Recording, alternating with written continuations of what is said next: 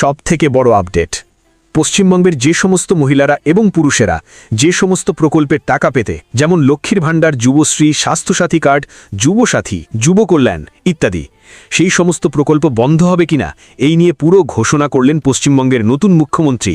আমরা শুনে নিব সমস্ত প্রকল্প নিয়ে বাংলার নতুন মুখ্যমন্ত্রী শুভেন্দু অধিকারীর মুখ থেকে।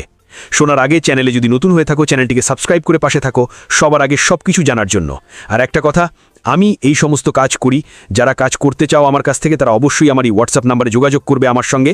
চলো ভিডিওটা শুরু করি। তো শুনতে তো পেলেই, চালু থাকা সামাজিক প্রকল্প বন্ধ হচ্ছে না, এটা আমরা আমাদের কর্মসূচি প্রচারকালীনও বলেছি।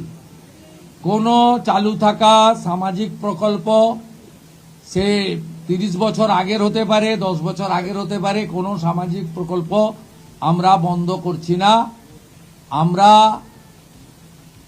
পেপারলেস অফিসও করব, আমরা সমস্ত পোর্টালগুলোকে আপডেটও করব এবং সমস্ত বেনিফিশিয়ারি ডিবিটির মাধ্যমে, যেটা নরেন্দ্র মোদীজির নেতৃত্বে দেশের সরকার করেছে, ডাইরেক্ট বেনিফিট ট্রান্সফারের মাধ্যমে হবে এবং সবটাই স্বচ্ছতার সঙ্গে হবে।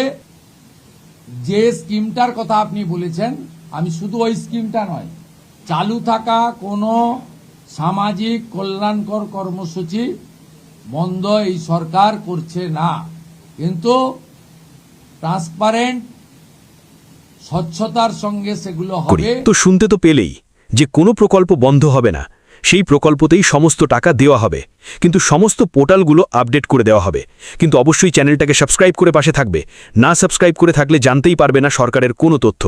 সাবস্ক্রাইব করে রাখলে জানতে পারবে কখন কোন ফর্ম চালু হলো, সরকারের সমস্ত জিনিস জানতে পারবেন, সমস্ত আপডেট জানতে পারবেন। এই জন্য বলি চ্যানেলটা সাবস্ক্রাইব করে পাশে থাকো।